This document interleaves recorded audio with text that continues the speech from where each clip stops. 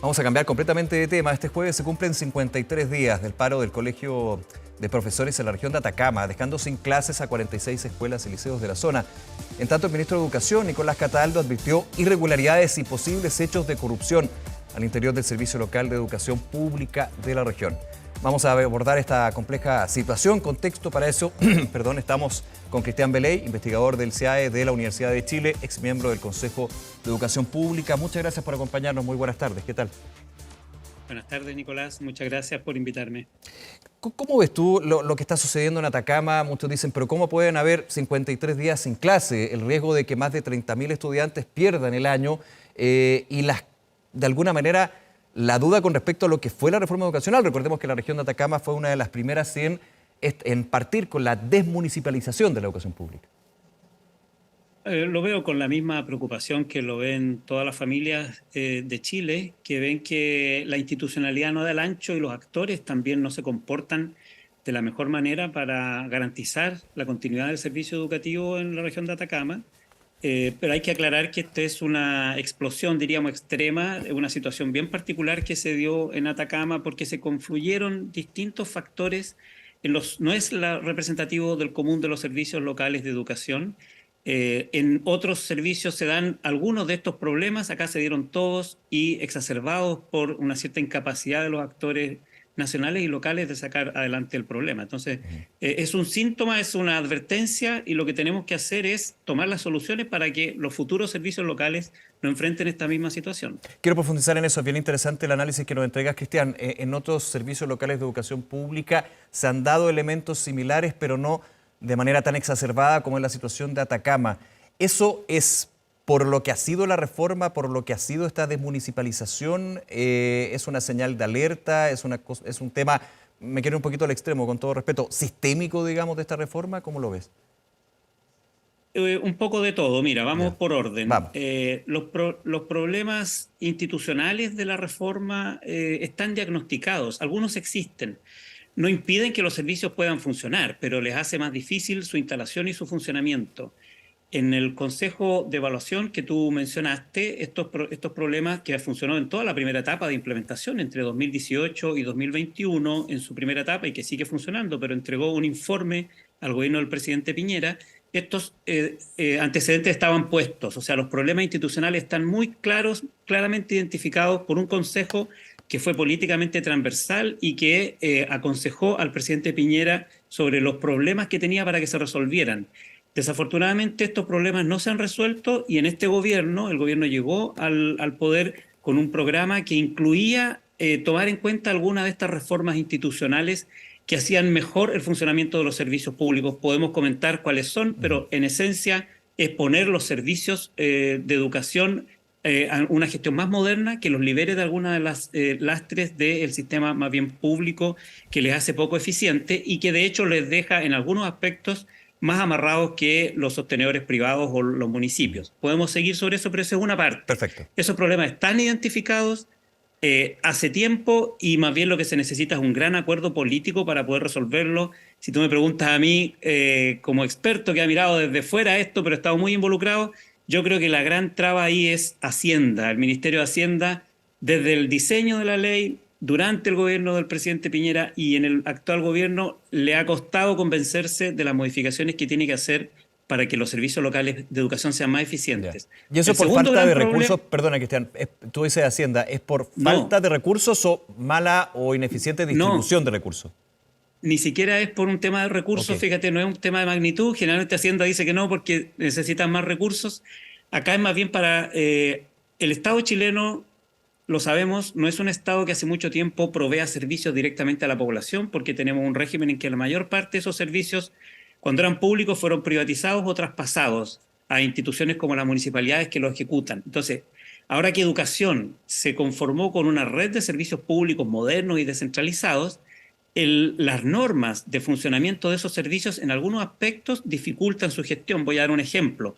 Cuando los servicios locales de educación se quedan con algo de presupuesto, en vez de poder ocuparlo y planificarlo para el año siguiente, tienen que devolvérselo a las arcas fiscales, por ejemplo. Las trabas para poder hacer más eficientes las compras y reparaciones también son un problema y así por delante. Entonces, hay algunos aspectos de los servicios públicos que están identificados, que se podrían modificar y que más bien ha faltado esa convicción a nivel de la política para poder llevarlos adelante. Ya. Pero quiero enfatizar otro aspecto que es más coyuntural, entre comillas, pero que es muy relevante y que también se ha dado en muchos de los servicios locales, que es la mala gestión municipal. Recordemos que los servicios locales toman las escuelas, liceos y jardines de los municipios. Por algo estamos desmunicipalizando, porque los municipios lo han hecho en general muy mal, por distintas razones, pero el caso es que lo han hecho muy mal, y si es que los municipios se comportan todavía más irresponsablemente durante el proceso de transición, para decirlo coloquialmente, como ya saben que no van a administrar las escuelas, algunos las sueltan, dejan de invertir, dejan de apoyarlas, Ok. y en Atacama se dio un extremo, teníamos escuelas con plagas de ratones, plagas de palomas, Sí, con claro. condiciones insalubres e inseguras para funcionar. Entonces el servicio local parte de muy atrás, parte con una Claro, porque tremenda finalmente, mochila que perdona, le Cristian, deja. la transición, las escuelas terminan en una nebulosa durante muchos meses, en términos de que no hay quien la administre.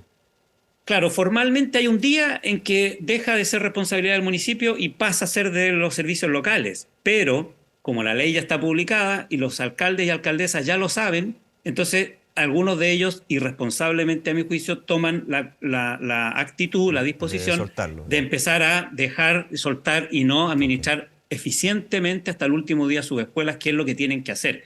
El problema de esto, que también está identificado en esos informes y en todos los estudios que tenemos, es que el Estado chileno cuenta con pocas herramientas para hacer responsable a las autoridades municipales de este abandono de las escuelas municipales durante el proceso de transición.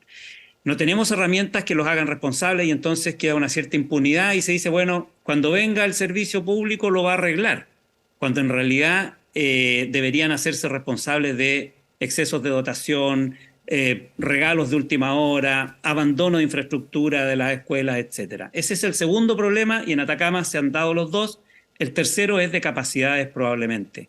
En Chile hay un problema de capacidades profesionales a lo largo fuera de las grandes ciudades, y en el caso de Atacama claramente las autoridades que fueron elegidas, que fue instalado este servicio, hay que recordar, durante el gobierno del presidente Piñera.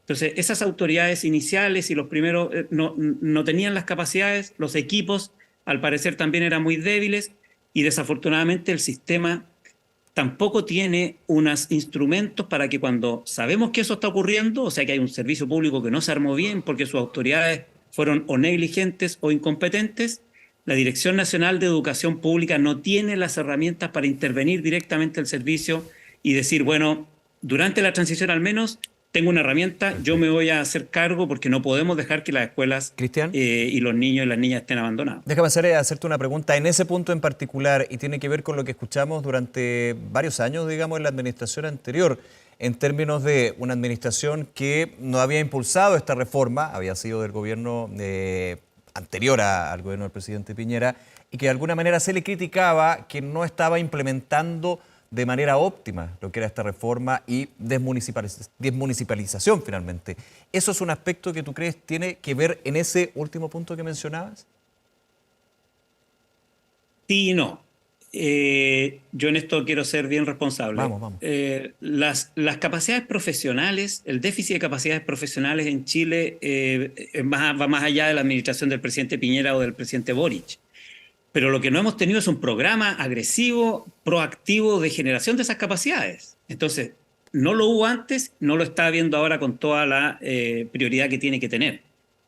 El problema de la irresponsabilidad de los municipios durante la transición es un problema político de marca mayor. Cuando el ministro Cataldo dice aquí falla el Estado, yo más bien diría le queda grande al Ministerio de Educación esto, y esto lo sabemos.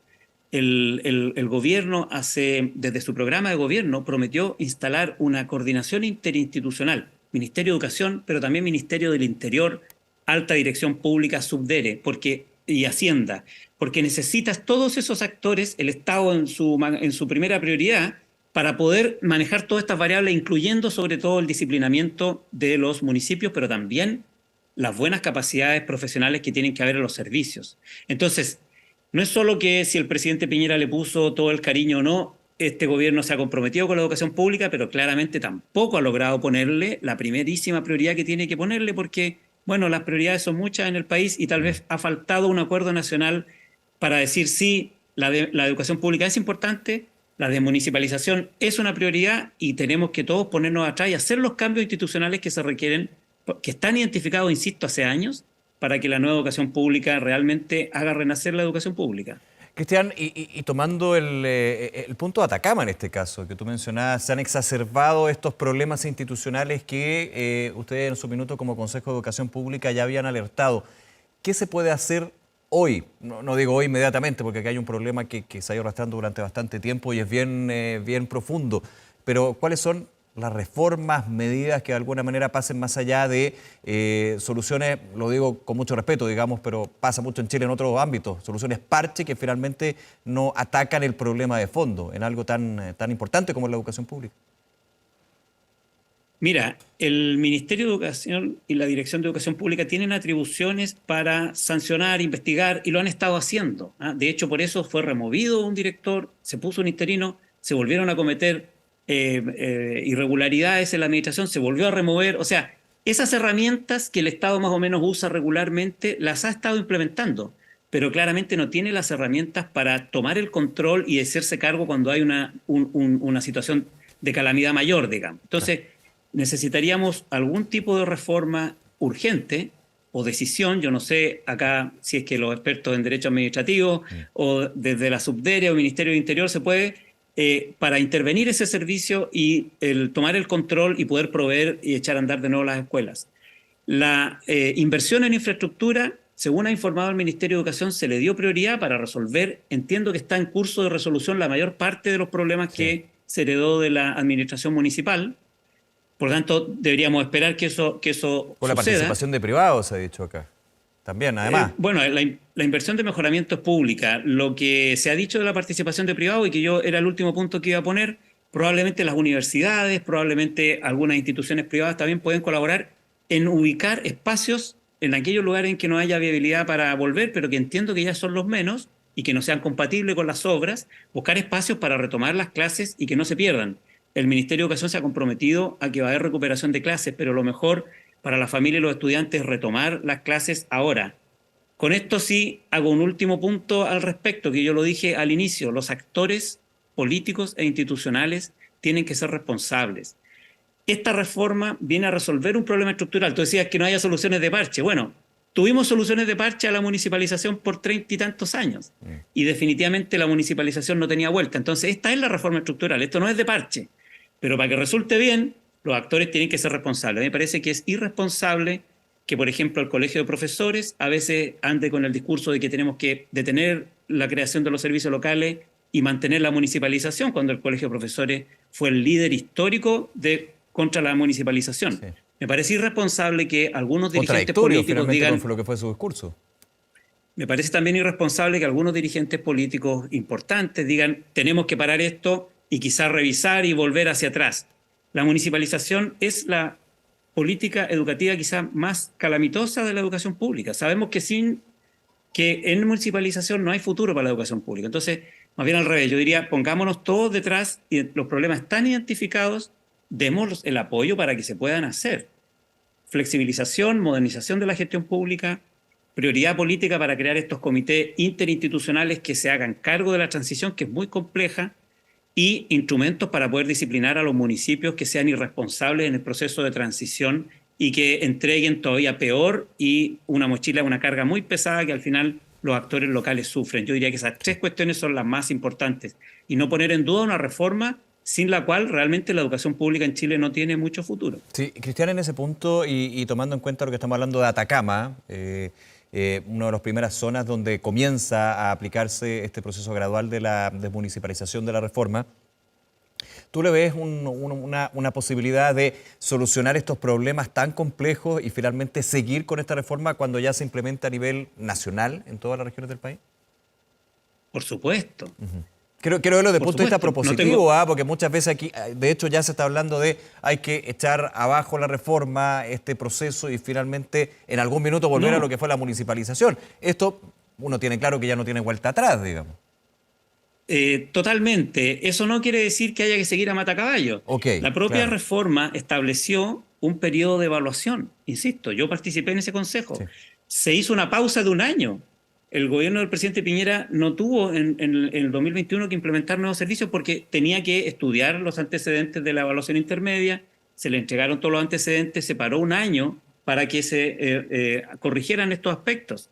No quiero hacer una evaluación, pero claramente no se resolvieron. Cuando asume el presidente Boric, se sabe que esta reforma está un poco complicada, que se necesitan hacer los cambios, se extendieron los plazos y se cambió la gradualidad para que fuese una carga un poquito más liviana y hubiera más plazo para hacerlo. Sí. Hasta ahí vamos bien. Entonces, el diseño incluía esta capacidad, se entiende que estas reformas complejas tienen que ir aprendiendo en el camino y ajustarse.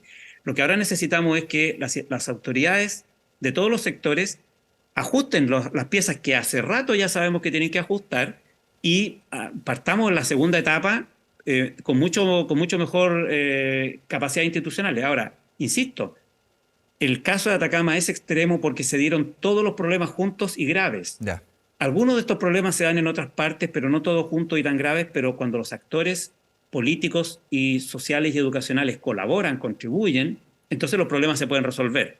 Si jugamos al conflicto y si metemos otros intereses políticos para pasar una cuenta, para hacer otros debates que no tienen que ver con educación, aumentamos el problema. Entonces a eso me refiero con que hay que ser responsables. Esta es una reforma bien diseñada, es una reforma que tiene evidencia científica a nivel mundial para instalarla. Expertos internacionales la han visto en el diseño y en la implementación. Los actores en muchos lugares están muy contentos, están mejorando. Durante la pandemia los servicios locales fueron mejor que los municipios para abrir las escuelas. En fin, hay mucha evidencia de que esto puede mejorar, pero insisto, eso no quiere decir que hay que meter la cabeza como el avestruz ahí y enterrarla, sino afrontar los problemas con decisión política para dar el siguiente paso. Y eso está identificado, solo falta la convicción política de todos los sectores, lo que llamamos acuerdos nacionales por la educación. Claro. Cristian Beley, muy interesante y muy ilustrativa también conversación y análisis sobre este tema en particular que seguimos, por supuesto, actualizando aquí en el canal Noticias 24. Muchas gracias nuevamente por acompañarnos, Cristian. Muchas gracias a ustedes por preocuparse de estos temas. Buenas tardes, que tenga buen fin de semana.